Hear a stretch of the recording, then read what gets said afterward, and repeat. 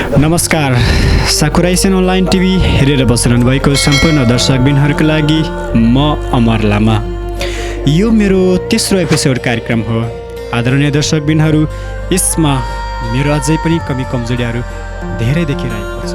आज हामी यसै विषयवस्तुलाई जोडेर जापानमा 27 वर्ष अनुभव गरेको कुरालाई तपाईहरू सामु प्रस्तुत गर्दैछु। को हुनुहुन्छ होला 27 वर्ष अनुभव जापानमा? हो, यसै विषयवस्तुलाई जोडेर आज हामीले हाम्रो साकुरा स्टुडियोमा स्वागत गर्न चाहन्छु आदरणीय प्यारो दाजु सुनिल केसी दाजुलाई।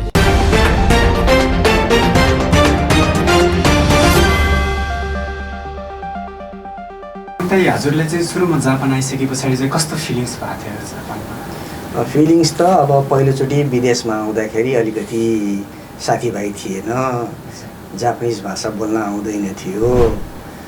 तर म एउटा टुरिज्ममा काम गरेको भएर मलाई टुरिज्म के हो भन्ने कुरा, मलाई विदेशमा के हुन्छ भन्ने कुरा मैले 10-11 वर्ष नेपालमै फरेनरहरूसँग 10 वर्ष काम गर्दाखेरि मैले विदेशीहरूको फिलिङ्सहरू त्यति नै बेला बुझिसकेको थिएँ। मलाई खास त्यतिको फरक चाहिँ परेन। नेपालीहरूको सङ्ख्या कस्तो थियो त्यतिखेर? त्यति बेला त ओसाकामा सायद हामी भेटघाट गर्ने भनेको सायद 4-5 जना मात्रै थियो होला 27 वर्ष अगाडि। त्यो पनि हार्डली भेटघाट हुन्थ्यो। कस्तो माहौल हुन्थ्यो त्यतिखेर? 4-5 जनासँग भेट्दाखेरि पनि कति खुसी हुन्थ्यो नेपालीहरूसँग भेट्न पाउँदा? त्यो त्यति बेलाको, अहिले पनि खुद त खुसी त लाग्छ। त्यति बेलाको खुसी अर्कै किसिमको हुन्थ्यो, यति बेलाको खुसी भनेको अर्कै किसिमको हो। तर खुसी त एउटै हो। तर के भने त्यति बेलाको चाहिँ अलिकति भित्रै वर्षमा एकचोटि भेटघाट हुने कि नहुने त्यस्तो हुन्थ्यो। त्यही भएकोले त्यही हो, अब केही कुरा पनि धेरै बेरपछि भेटाएपछि अलिकति उत्साह त हुने नै भयो। अहिले जस्तो जताततै फोनमा भेट्न हुने, आजै भेटौँ भने सक्ने, भोलि नै भेटौँ भने पनि सक्ने जस्तो अवस्था चाहिँ थिएन त्यो बेला। भाषाको समस्या चाहिँ दाइले त्यति देखिएन त्यतिखेर? सुरुमा त मलाई भाषाको समस्या भयो। तर के भने अफिसमा काम गर्दाखेरि मैले आउने बित्तिकै मेरो एउटा नातेदारकोमा, मेरो बुढीको नातेदारको कम्पनीमा काम गर्दाखेरि खास त्यतिको समस्या त भएन। मैले खालि एउटा रेकर्ड मात्र राख्नुपर्ने थियो। त्यसपछि फरेन कम्पनीमा मैले चाहिँ इन्टरभ्यू दिइसकेपछि मलाई 1 महिनामै डाक्यो। त्यो फरेन कम्पनी चाहिँ कस्तो भने जापानिजसँग काम गरे पनि अङ्ग्रेजी बोल्नुपर्ने जापानिजहरूसँग हामीले काम गर्नु परेको भएर मैले चाहिँ यो कम्पनीमा 22 वर्ष काम गरेँ र म भर्खरै रिटायर पनि भएँ। खास मलाई त्यतिको गाह्रो चाहिँ परेन। हामी विदेशीहरू जापानिजहरूसँग काम गर्दाखेरि चाहिँ कतिको सजिलो हुन्छ?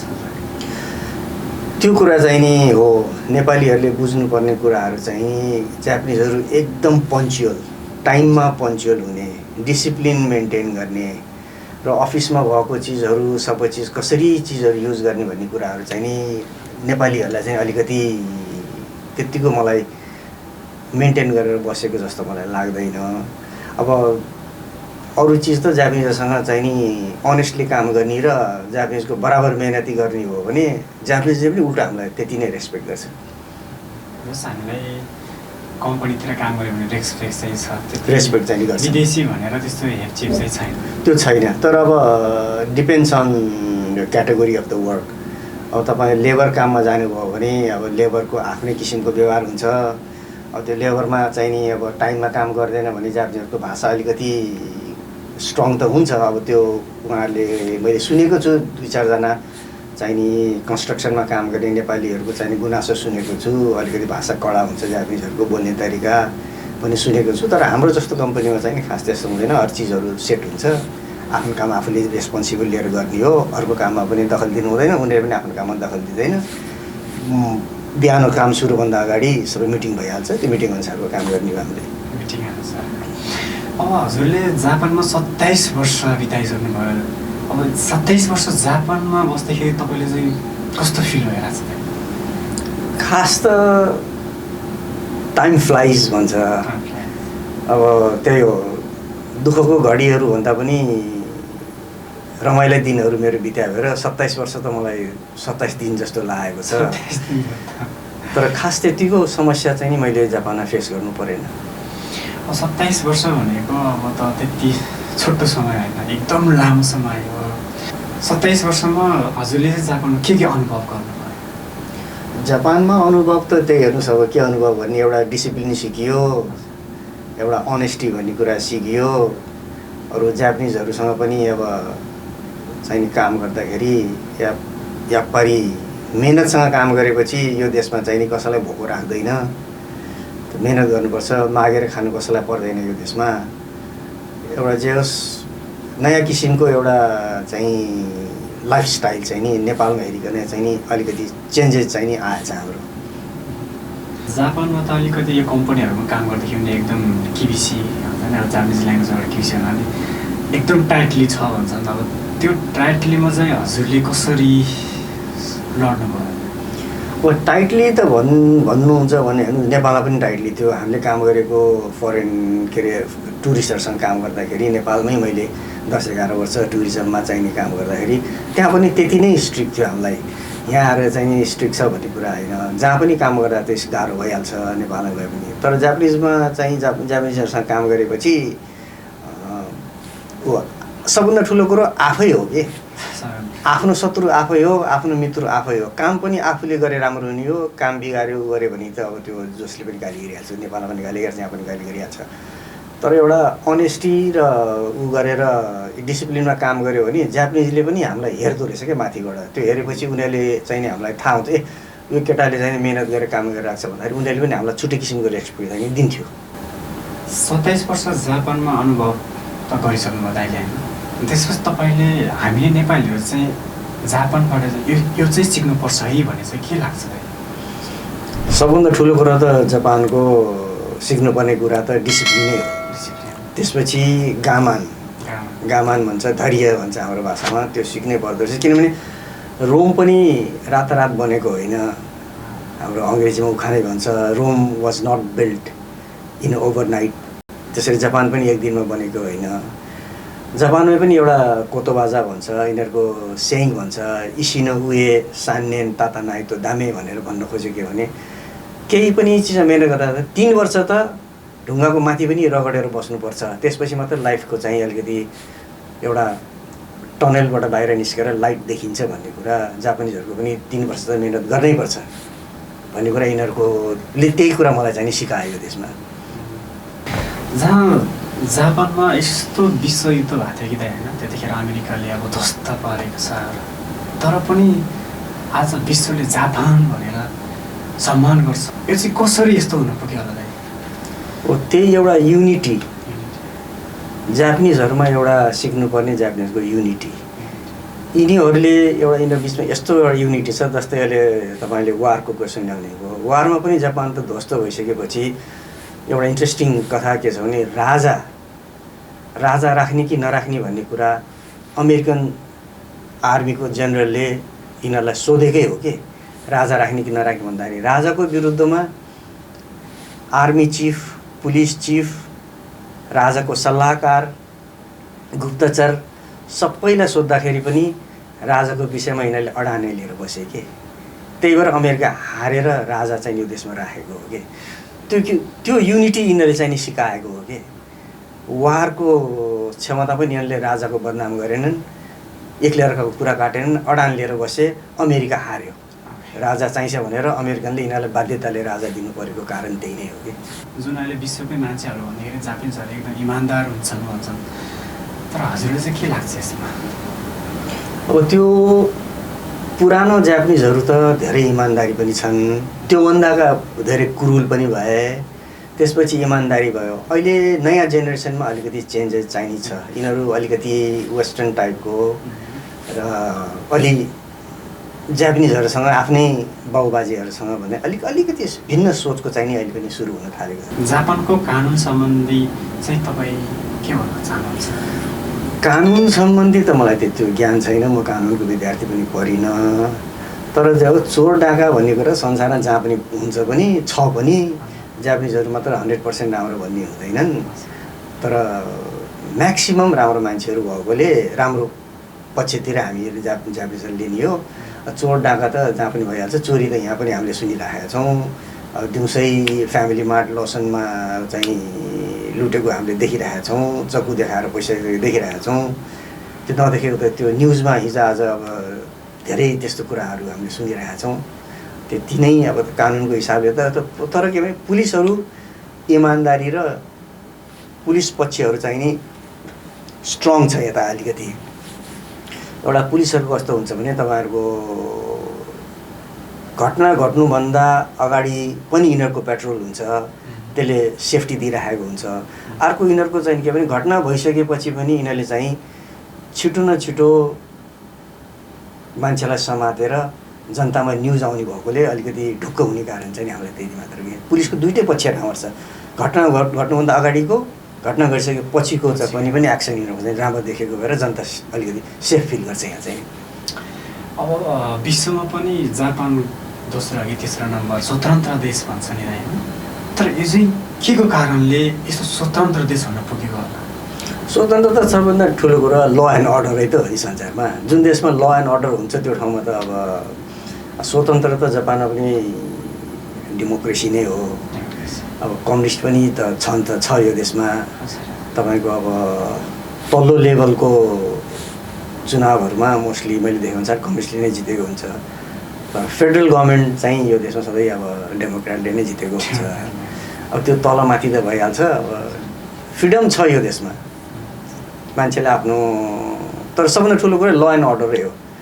तपाईँको सबैलाई समान अधिकार दिएको छ।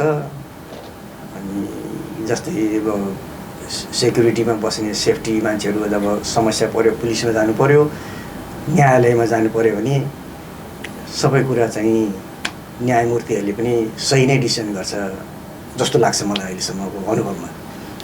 जापानको सबैभन्दा बलियो पक्ष के लाग्छ भाइ तपाईँलाई? त्यही युनिटी युनिटी संसारलाई देखाउने यिनीहरूको युनिटी सबैभन्दा राम्रो छ। यिनीहरूले आफ्नो देशको लागि चाहिँ एउटा नेसनलिजम भन्ने जुन त्यो युनिटी र नेसनलिजम भन्ने जापानिजहरूमा छ त्यो अरू देशमा कमै पाइन्छ। अर्को त अब ल एन्ड अर्डर मेन्टेन हुन्छ, ठुलोले कानुन लाग्छ, सानोलाई बरु कानुनले मिनिमम सजाय गऱ्यो भने पनि अब मन्त्री सचिवहरूले केही मिस्टेक गर्यो भने उनीहरूको त पोलिटिकल क्यारियरै जान्छ, जिन्दगीको लागि जाहिर नै जान्छ, फ्युचरमा कतै जाहिर खान पाउँदैन। जति ठुलो उति सजाय पाउने भएकोले राम्रो पक्ष चाहिँ नि त्यही नै हो। जापानिजहरूको एउटा जुन यो अध्ययनको कुरा गरौँ, यहाँको जापानिज नागरिकहरूको जुन सोच्ने जुन गर्ने कामहरूदेखि लिएर व्यापारिकहरू हुन्छन्, हजुरले 27 वर्ष जापानमा अनुभव गरेको अनुसार यिनीहरूको चाहिँ कस्तो लाग्छ भाइ? अब जो मान्छेहरूको ट्यालेन्ट छ तिनीहरूले त्यो मान्छेलाई चाहिँ त्यो ट्यालेन्टमा समातेर राखिहाल्छन्। इभन खेलकुदमा पनि हिजोआज कस्तो छ भने जस्तै यिनीहरूको त्यो बेसबलमा कसैदेखि नै मान्छेलाई तानेर ल्याएर राम्रो ठाउँमा हाल्ने, पढेको सक्ने मान्छेहरूलाई ठाउँ लगाएर हाल्ने, त्यो एकदम जसले जे गर्न सक्छ त्यसमा उचालेर लगिहाल्ने सिस्टम यिनीहरूको चाहिँ एजुकेसन सिस्टम एकदम राम्रो छ। त्यो हाम्रो नेपालमा छैन। अब एजुकेसन सिस्टम त यिनीहरूसँग कम्पेयर गरेर त सक्दैन नेपालले। तर के भने हामीले चाहिँ नेपालमा त्यति नसके पनि जसले जेमा इन्ट्रेस्ट छ त्यसमा चाहिँ नि लगाइदिने हो भने हाम्रो नेपाल पनि त्यतिको पछि त पर्ला जस्तो मलाई लाग्दैन। तर जापानिजहरू चाहिँ एउटा चाहिँ नि त्यो जसले जे गर्न सक्छ त्यो पिकअप गरेर लिएर जाने कि स्पोर्ट्सलाई लिएर जाने, अरू चिजमा अब जस्तै साइन्समा छ भने साइन्समा गयो, म्याथमेटिक्समा गयो, साइन्स जे कुरा त्यसमा पिकअप गर्ने बानी चाहिँ यिनीहरूको राम्रो सिस्टम छ कि। हो दाइ, तपाईँले एउटा प्रश्न सोध्न चाहन्छु कि म कस्तो भन्दाखेरि देशलाई परिवर्तन गर्नु परेमा 1 नम्बरमा छान्नु पर्यो भने के चाहिन्छ जस्तो लाग्छ? शिक्षा। बिना शिक्षा इम्पोसिबल। बिना शिक्षा तपाईँले कुनै पनि देशको विकासको सम्भवै छैन। 2 नम्बर भन्नुपर्दा 2 नम्बर त त्यो शिक्षाले सबै चिज सिकाइहाल्छ। 2 पनि सिकाउँछ, 3 पनि सिकाउँछ, 4 पनि सिकाउँछ। शिक्षा नभइकन इम्पोसिबल। यहाँको गभर्मेन्टको पोलिटिक्स कस्तो लाग्छ? न्युट्रल पोलिटिक्स हो यिनीहरूको। यिनीहरूले कुनै पनि ठाउँमा चाहिँ अब त्यो सिधै गएर गरिहाल्ने भन्ने हुँदैन। अलिकति न्युट्रलमा बस्छन् यिनीहरू।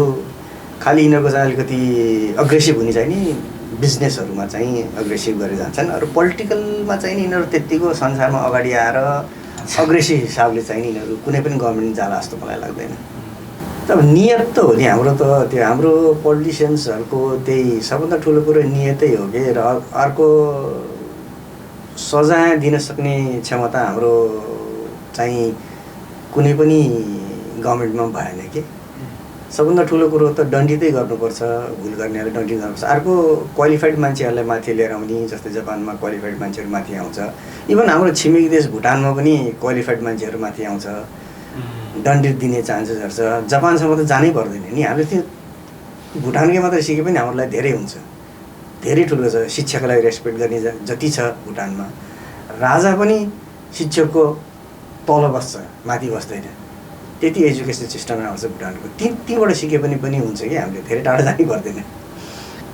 जुन यहाँको जापानको एजुकेसन पावर त धेरै ठुलो छ, किनकि एजुकेसन पावरमा त हामीले कम्पेयर गर्न सकिँदैन। त्यो सँगसँगै अब हाम्रो जुन थोरै नेपालको मातृभूमिको कुरा गरौँ, तपाईँले नेपालको राजनीतिक हेर्दाखेरि कस्तो लाग्छ? अब राजनीतिक कुरा त धेरै नगरौँ, यहाँ विदेशमा आएर अब राजनीति नेपालको कुराहरू गरेर अब यो मलाई त्यतिको अहिले समय किन खेर पाल्ने, कुनै दिन राजनीतिको कुरा फेरि बसेर मजाले गरौँला। यो एनआरएन संस्था बनाउनुपर्छ भन्ने सोच विचार दिमागमा चाहिँ कहाँबाट आयो? यो चाहिँ सर्वप्रथम यो विचारधारा चाहिँ नि डाक्टर उपेन्द्रजी हुनुहुन्छ रसियामा, बाट उहाँले इन्जिनियरिङ गरेर त्यसपछि उहाँको सोच चाहिँ आएको हो। तर यो सोच चाहिँ नि ओरिजिनली कहाँबाट आएको भन्दाखेरि यो चाहिँ नि भारतबाट, भारतको चाहिँ नि विदेशमा बस्ने मान्छेहरूले NRI, non residence of Indians भनेको सोच पहिला डेभलप भएको हो। त्यही डेभलपबाट उहाँले सायद त्यही प्रेरणा उहाँले त्यहाँबाट पाउनुभएको जस्तो लाग्छ मलाई, किन एनआरएन आउनुभन्दा अगाडि एनआरआई पुरानो हो र त्यसको जति पनि मैले विधानहरू पढेँ लगभग 90% एनआरएनमा पनि ठ्याक्कै त्यो विधानहरू त्यही नै छ र गरेर गएको पनि सोच त्यही नै हो। अब पुरानो अनुसारको अब एनआरआईमा 3 चोटि चेन्जेस भइसक्यो उनीहरूको। पहिला नन रेसिडेन्स अफ इन्डियन हुन्थ्यो, अब चाहिँ नि उनीहरूको त्यो छैन। अब उनीहरूकोमा ओरिजिन अफ इन्डियन भन्ने छ उनीहरूको।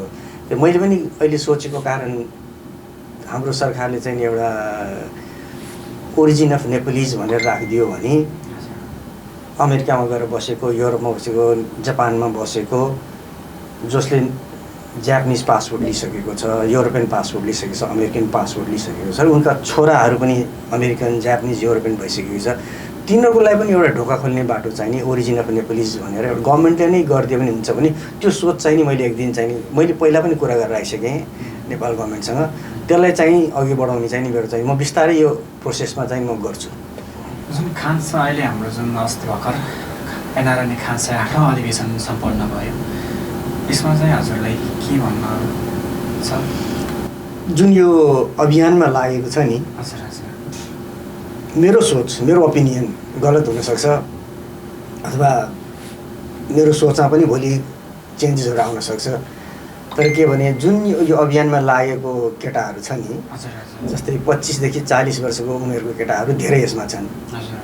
तर यो कुरा चाहिँ मैले उनीहरूको लागि चाहिँ एउटा के भन्नुपर्छ, अहिले त्यो उमेर अहिले उनीहरूको सामाजिक सेवामा लागेको चाहिँ यो उमेर चाहिँ उनीहरूको छिट्टै हो कि, त्यही भएकोले अब कति कुराहरू तलमाथि किन छिट्टै लागेको भएर यो त रिटायर भएर अनि मनमा समाज सेवा गर्छु भन्ने मान्छे लाग्ने कुरा हो। तर यो यङ अवस्थामा लागेको भएर यो केटाहरूलाई चाहिँ नि मलाई म धेरै नै मान्छु कि एकदम यिनीहरूको लागि त म त ह्याट्सअफै गर्नुपर्छ।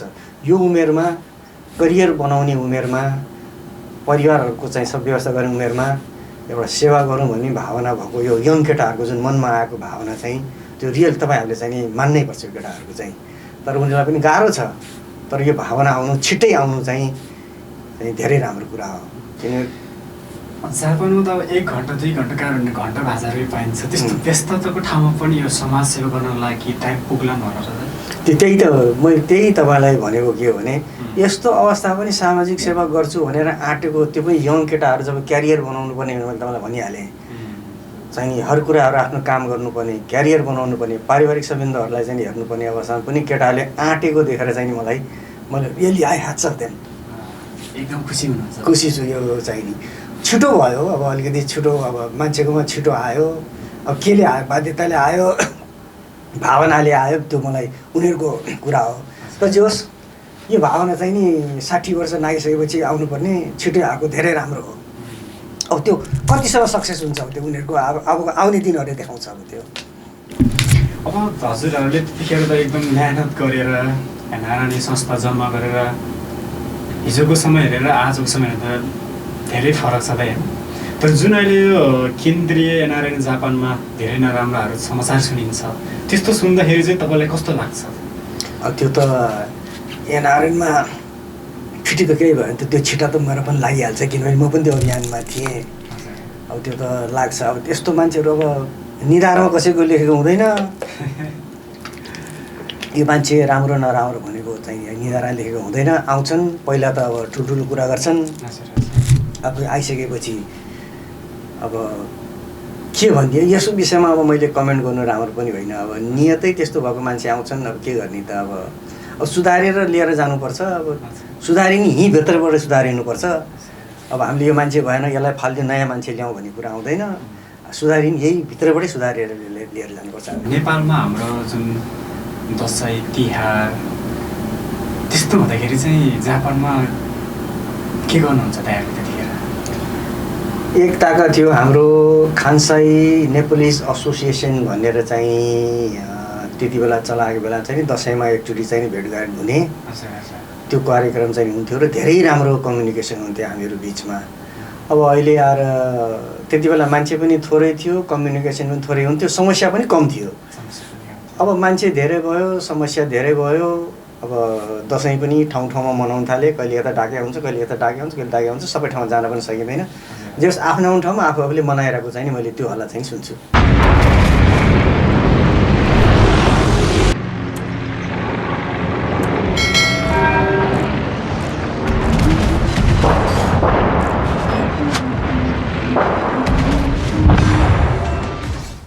जापानमा तपाईँ प्रायः जस्तो घुम्न जानु पर्यो भने कुन ठाउँ जानुहुन्छ? अब म त खास मलाई त जापानको त्यो हिस्ट्रीहरू मन पर्ने भएर म जापानिज हिस्ट्रीहरूतिरै जस्तै हिरोसिमाको भयो, क्योतोको जुन पुरानो हिस्ट्रीहरू भयो चाहिँ हिस्ट्री प्लेसेसहरूमा चाहिँ म धेरै जान्छु। हिरोसिमाको कुरा गर्दा गर्दै थोरै मेमोरी आइला यहाँ जुन त्यहाँ हिरोसिमा गएर तपाईँले त्यहाँ वरिपरि हेर्दाखेरि तपाईँलाई कस्तो अनुभव हुन्छ? त्यो बेलाको जुन एटोमिक बमको जुन देखियो त्यो सायद नदोहोरियोस् भन्ने चाहन्छु। त्यो देख्यो भने त्यो मान्छेको हालत, त्यो मान्छेको अहिलेसम्म त्यो रेडिएसनले मान्छेहरूले चाहिँ नि अपाङ्ग बच्चाहरू पाउने, केही न केही खराबीहरू पाउने अहिलेसम्म देखिएको छ। त्यस्तो चाहिँ नि दोबारा नहोस् भन्ने चाहिँ मलाई आफ्नो इच्छा लाग्छ त्यो देख्यो भने। जापानमा त्यो विश्वयुद्ध पछाडि आर्मी शासन त छैन नि भाइ, किनभने जापानमा सुरक्षा चाहिँ होला त? सुरक्षा त अब सेकेन्ड वर्ल्ड वार पछि यिनीहरूले जुन यिनीहरूको सोच थियो त्यो 180 डिग्रीमा चेन्ज गरेर लिएर आइसकेपछि अब यो देशको सिस्टमै अर्को छ। इतिहासको विषयमा चाहिँ केही समय छ भने म अलिकति भन्न चाहन्छु। जापान भन्ने देशको इतिहास हेर्ने हो भने यो देश पनि आर्मीले नै बनाएको देश हो क्या, यो पब्लिकले बनाएको देश होइन। यो अहिले आएर पब्लिकले बनाएको, तर यसको इतिहास आर्मीले नै बनाएको। किनभने यो देश पनि एक जमानामा धेरै राज्यहरूमा छुटिएको थियो, तर एउटा राज्यले अर्को राज्यलाई अट्याक गर्ने, अर्काको टेरिटोरीहरू लिने त्यही नै थियो। त्यसरी लड्दा तर यिनीहरूमा एउटा के सोच आयो भने यसरी हामी आफू नलडेर हाम्रो देशकै एउटा चाहिँ सीमा बचाउँ भनेर यिनीहरूले सबै आर्मीलाई एउटा आर्मी बनाए, पहिलोचोटि आर्मी बनाए। र त्यो आर्मीले चाहिँ नि त्यसपछि यिनीहरूको देशमा चाहिँ नि शान्ति सुरक्षा भइसकेपछि त्यो लडिरहेको आर्मीहरूलाई कसरी युज गर्ने भन्दाखेरि त्यहाँबाट यिनीहरूले चाहिँ नि कोरियामा गएर यिनीहरूले अट्याक गरेर कोरियालाई आफ्नो अधीनमा राखेको। चाइनाको माथिल्लो पार्ट जुन मन्चुरिया भन्छ त्यो पार्टहरू पनि जापानले रुल गरेको हो। तर त्यति बेला उनीहरू धेरै क्रुल थियो। तर डेभलप कहाँबाट गऱ्यो भन्दाखेरि मैले जुन मेन कुरा तपाईँमा फर्किन्छु, आर्मीले किन डेभलप गर्यो भन्दाखेरि त्यो जमानामा आर्मीसँग के टेक्नोलोजी थियो भने जस्तै आर्मीलाई चाहिने सामानहरू बन्दुक बनाउनु पर्यो, आर्मीलाई चाहिने ट्रकहरू बनाउनु पर्यो, आर्मीलाई चाहिने बुलडोजरहरू बनाउनु पर्यो। त्यो टेक्नोलोजी तिनीहरूसँग, तर आर्मीले युज गर्ने वारमा युज गर्ने टेक्नोलोजी तिनीहरूसँग त्यति बेलादेखि नै थियो। तर त्यो टेक्नोलोजी चाहिँ जब जापानमा शान्ति भइसकेपछि यिनीहरूको दिमागमा चाहिँ नि राजाले के गर्यो भने ल अब यसलाई बिजनेसमा लिएर जाउँ न त। अहिले पो हामीले बनायौँ, हामी नै लड्यौँ, वारको जिपहरू बनायो, वारको डोजरहरू बनायो, ट्याङ्कहरू बनायो। त्यो टेक्नोलोजी यिनीहरूले के गर्यो भने अब यसलाई बिजनेसमा ढालौँ न भनेपछि त्यो आर्मीको चिफहरूलाई कम्पनीको मालिकहरू बनायो। आर्मीको तलको लेभलहरूलाई चाहिँ नि कामदार बनायो। डिसिप्लिन त्यहाँबाट यिनीहरूको मेन्टेन हुन्थ्यो कि आर्मीको डिसिप्लिन मेन्टेन त्यही मान्छे तिनीहरूले लिएर आएपछि यिनीहरूको लक्कीले यिनीहरूलाई चाहिँ यिनीहरूको बिजनेस कहाँबाट पिकअप गर्यो भन्दा टेक्नोलोजी चाहिँ यिनीहरूसँग थियो सबै टेक्नोलोजी थियो, डिसिप्लिन त्यति बेलादेखि थियो, केही चिज गल्ती गर्नु हुँदैन थियो किनभने त्यति बेला केही चिज गल्ती पनि आफू मरिन्थ्यो भन्ने थाहा थियो। त्यही भएर टेक्नोलोजी यिनीहरूको एकदम राम्रो थियो। 70s तिर यिनीहरूको एउटा चाहिँ यिनीहरूको सबभन्दा ठुलो लक्की नै यही फेरि हिस्ट्री के आउँछ भने एसियामा रसिया र अमेरिकाको चाहिँ शीतयुद्ध, कोल्ड वार भन्ने शीतयुद्ध, कम्युनिस्ट र डेमोक्रेटको बिचमा शीतयुद्ध चलिरहेको थियो जसलाई हामीले कोल्ड वार भन्थ्यौँ। त्यो कोल्ड वारमा चाहिँ नि रसिया, चाइना, कोरिया र इन्डिया पनि रसियाकै फेभरमा थियो। त्यसबाट त्यति बेला चाहिँ नि अमेरिकनलाई चाहिँ नि एउटा पार्टनर चाहिएको थियो एसियाको कन्ट्रोल गर्नको लागि। एउटा उनीहरूले एसियामा चाहिँ नि आफ्नो एउटा केही चाहिँ प्रभुत्व जमाउनको लागि पार्टनर खोजिरहेको थियो। त्यो पार्टनर त्यति बेला उनीहरूले जापानलाई देख्यो र जापानले पनि त्यति बेला बल्ल टेक्नोलोजी डेभलप गर्दाखेरि जापानले चाहिँ अमेरिकाले एसियामा एउटा पार्टनर खोजेको। त्यो पार्टनरको एडभान्टेज जापानलाई के भयो भने उसले मार्केट पायो, त्यहाँ उसको पार्टनरसिप, यसको मार्केट, उसको यो टेक्नोलोजी मार्केट सबै अमेरिकाले किनिदिने, टेक्नोलोजी सब उसले किनिदियो। तर एसियामा चाहिँ ल तिमीहरू चाहिँ हामीलाई चाहिँ पार्टनर बस भन्दाखेरि यसको पार्टनरसिप र यसको मार्केट उनीहरूले खोजेको बेला पाएको र त्यो 20 वर्षमा जापानको इकोनोमी यति माथि आएको। तर त्यति बेला बनाएको आर्मीले नै हो। आर्मीको टेक्नोलोजी डिसिप्लिन डेभलप भएको भएर सामानहरू पर्फेक्ट बनेको कारण त्यति नै हो। र जापानको जुन प्रडक्ट गरेको सामानहरू त विश्वले नै वाह भन्छ। यसको रहस्य के हो? त्यही त डिसिप्लिन, टेक्नोलोजी र त्यो आर्मीमा चाहिँ गल्ती भयो भने मरिन्छ भने जस्तै सामान पनि बिग्रियो भने मरिन्छ भन्ने नै किसिमको त्यो डिसिप्लिन यिनीहरूमा डेभलप भयो कि गल्ती हुनु हुँदैन सामानमा डिफेक्ट हुनु हुँदैन। वारमा गएपछि गल्ती भयो भने मरिन्छ भने जस्तै सामानमा पनि डिफेक्ट हुनुहुन्न भन्ने कुरा त्यो जिरो डिफेक्टको सामान बनायो कि यिनीहरूले। चाइनिजहरू त अहिले जुन टेक्नोलोजी माथि आउँदैछन् तर पनि यिनीहरूले त चाइनिजले त राम्रो मान्दैन नि त यो टेक्नोलोजी सामान भयो जस्तो पनि प्रडक्ट गर्छ नि। यसको चाहिँ के भन्नुहुन्छ? होइन टेक्नोलोजी त अब जापानबाटै गएको टेक्नोलोजी, तर जापानिज पनि अमेरिकाबाट लिएर आएको। अमेरिकाबाट चाहिँ अब कोरिया, ताइवान, चाइनिजहरूले यिनीहरूबाटै गएको हो। तर उही अब यो चाइनाको जुन माओसेतुङ पछिको देन सियाओपिङले नै त्यति बेला नै अमेरिकालाई, जापानलाई रिक्वेस्टै गरेको थियो कि हाम्रो देशलाई चाहिँ नि एउटा चाहिँ नि प्रोडक्सन बनाए हुन्छ तपाईँहरूले भनेर। त्यति बेलाको उसको सपना अहिले साकार भएको हो। त्यति बेला उनीहरू चाहिँ नि प्रोसेस चाहिँ गर्दै थिए। जापानमा तपाईँले सबैभन्दा अचम्म लागेको कुरो चाहिँ के हो र? अचम्म त के अचम्म भनेर यहाँ कुरा नेपालीलाई। अनि यो ठाउँमा कस्तो भने अब अचम्म त मैले अघि भनिहालेँ नि, त्यो पोखर जाँदाखेरि पछाडिबाट ओबा चाहिँ आएर मलाई चाहिँ अचम्मै लाग्यो यो देशमा यस्तो पनि हुँदो रहेछ भनेर। अरू त खास त्यो त अचम्म लाग्ने कुरा, टेक्नोलोजी कुरा त थाहा थिँदै थियो। अब हामी टुरिज्ममा काम गरेको मान्छेलाई संसारभरिको मैले कमसेकम 25-30 नेसनलसँग काम गरेको थिएँ। 11 वर्ष काम गर्दाखेरि युरोपियन सबैसँग काम गऱ्यो, अस्ट्रेलियन, न्युजिल्यान्ड, जापानिजसँग काम गरेको थिएँ। त मलाई लगभग म मेन्टली प्रिपेयर थिएँ विदेश कस्तो हुन्छ भन्ने कुरा। तर यहाँ विश्वको भन्दाखेरि विश्वकै कुरा गरेर पनि जापानमा त हरेक चिज पनि उल्टाबाट सुरु हुन्छ भन्छ। होइन त्यो एजुकेसन यिनीहरूको चाहिँ नि त्यो संसारमा एजुकेसन चाहिँ यिनीहरूको आफ्नै किसिमको हुन्छ। संसारमा तपाईँले चाहिँ अमेरिकाबाट MBA गर्नुभयो, युरोपबाट MBA गर्नुभयो, इन्डियाबाट MBA गर्नुभयो, लगभग तिनीहरूको पढाइको निचोड एउटै हुन्छ। तर जापानकोमा MBA गर्नु भने तिनीहरूको अलिकति फरक हुन्छ। टेक्नोलोजी यिनीहरूको अलिकति पनि जर्मनले, अमेरिकनले एडभान्स बनायो भने यिनीहरूले एडभान्स बनाउँदैनन्, त्यसलाई जिरो डिफेक्टमा ल्याएर बनाउँछन्। अलिकति यिनीहरूको सोच यिनीहरूको अझै फरकै हुन्छ। यो यिनीहरूको त्यो के हो, त्यो ब्लडमै छ कि यिनीहरूको ब्लडमै छ। एकदम ट्यालेन्टेड केही चिज चाहिँ नि मान्छेलाई धोका नदिने किसिमको पनि बनाउँछ।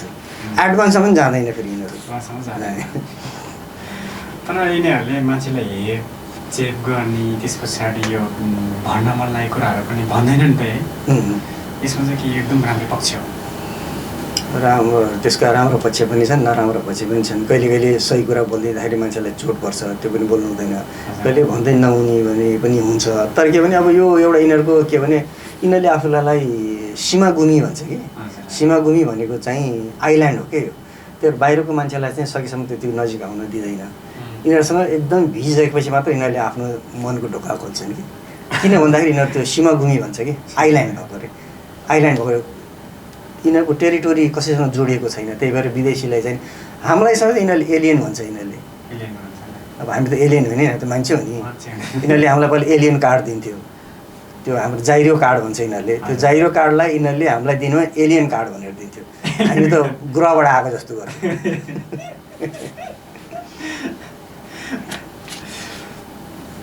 हुन्छ नि, युद्ध पछाडि जापानमा चाहिँ अब धेरै कुराहरू रोकिएको छन् दाइ होइन? अब यस पछाडिका जापान चाहिँ कस्तो हुन्छ जस्तो लाग्छ तपाईँलाई? न्यू जेनेरेसनले अलिकति चेन्जेस त आएको छ। अब न्यू जेनेरेसनहरू स्पोर्ट्सहरू खेल्ने, म्युजिकहरूतिर लाग्ने, अर्को हिसाबले गरेको छ। अहिले स्पोर्ट्स जापानमा धेरै डेभलप भइरहेको छ।